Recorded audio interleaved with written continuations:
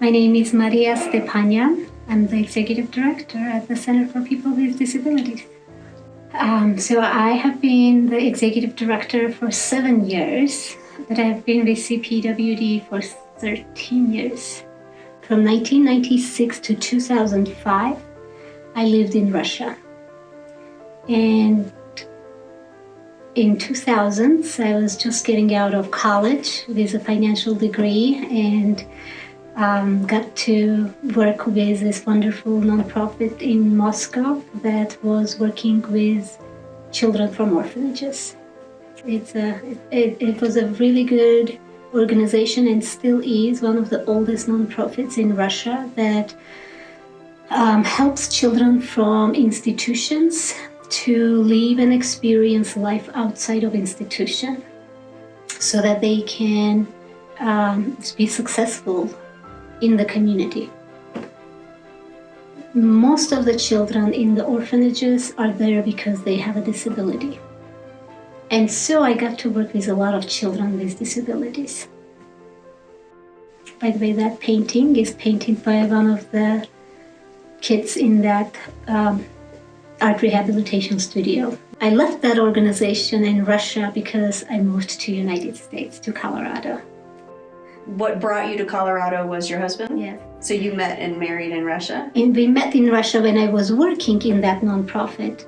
We had a program where international volunteers would come with Patch Adams, if you've heard of him. So they would come for a couple of weeks to Russia and do clownings, humanitarian clownings into orphanages and hospice centers and hospitals.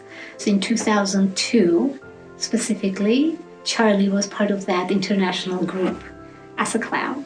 So in 2005, we decided we want to be together, and so I moved here and we got married here. When I joined CPWD, it was an eye-opener to me coming from Russia, having lived in Armenia as a child, seeing here at CPWD people with disabilities, adults with disabilities, who have families, have a life in the community, and have jobs here. And the individuals that were coming to the programs here had brain injury and other type of disabilities that were successfully living independently and accessing services and community here. And to me, I remember the very first, probably several months, I had to figure out how to fit that in my brain. Because I grew up in a place where people with disabilities were hidden and put away. Where were the people with disabilities when I was a kid? In Russia, I was in this program and saw children with disabilities, but they were all in institutions. Adults with disabilities were not seen. In Armenia and in Russia, if the children are in orphanage, when they reach age of 18, depending on severity of their or significance of their disability or the challenges they have, they either move out and live independently in a community with no preparation, or they move to another institution for the rest of their life. This history of independent living movement, the independent living philosophy, is what got the United States to where we are at. That hasn't happened in Armenia. There has been longer times with the old model of functioning. And so, in my opinion, if we don't keep up what we are doing now, the advocacy and continuing to see the gaps and advocating for changes, I think it would be super easy to go back.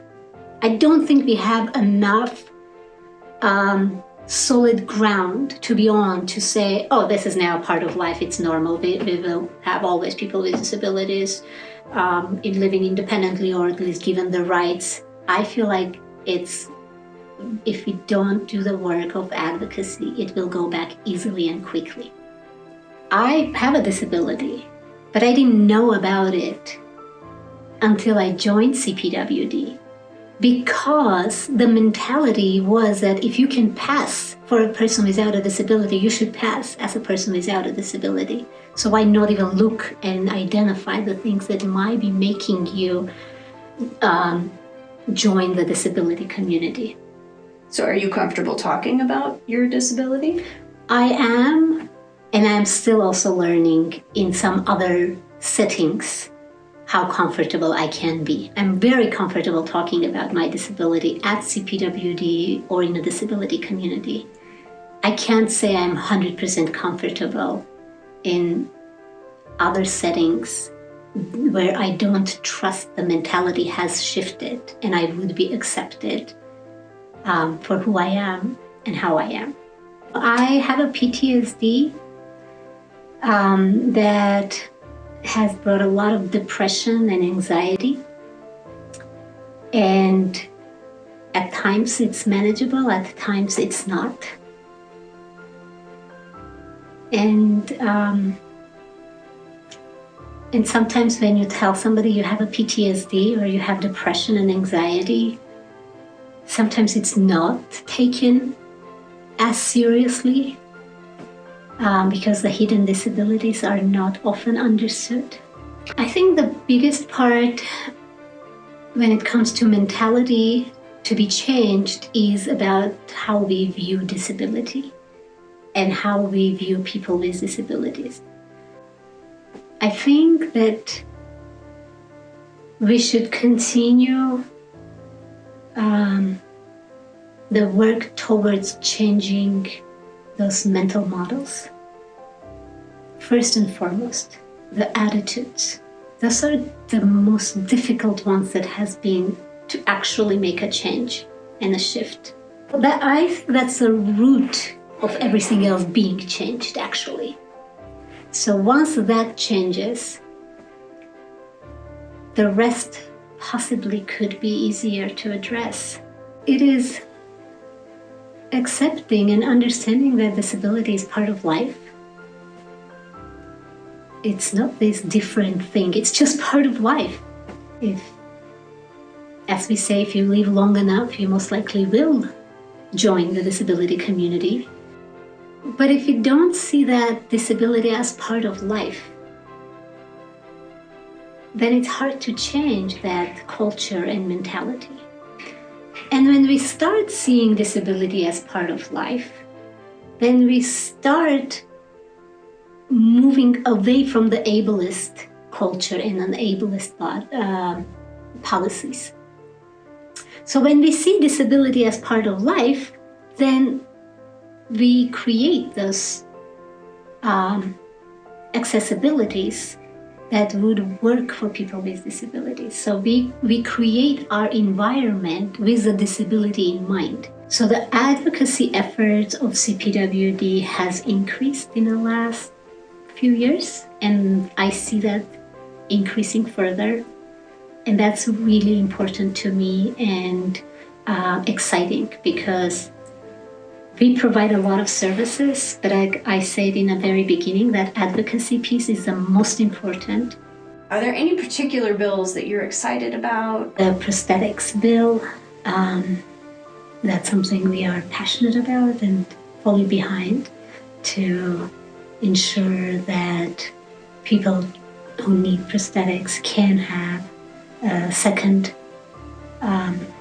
set, pair, whatever it is, second piece for sports and outdoors and everything else they need for, and not be limited to what the doctors are determining to be the necessity. The housing bill, to create, I think it's 15%, but certain amount of units to be accessible in developments, in new developments.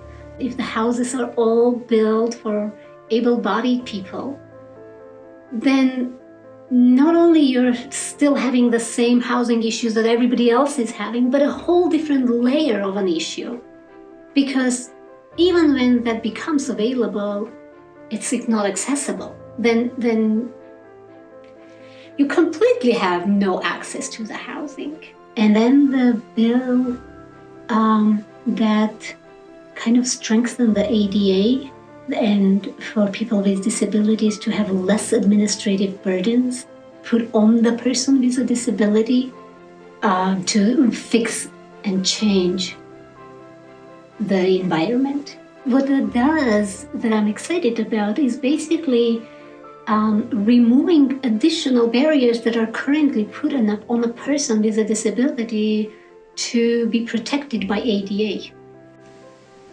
I can't miss the opportunity to tell you how amazing people are that work here, and where CPWD is at and what we do and how well we do that is all because of people who work here. Because people give their hearts and everything to what we do. And I'm just so proud of that and so touched by that. 72 to 78% of staff, people with disabilities, and more than 50% of our board of directors are people with disabilities. So when you talk about policies and rules and regulations being created by people who understand the needs of people with disabilities, you put those with disabilities in charge. And that's when things get created in an equal way and in a way that people with and without disabilities benefit from.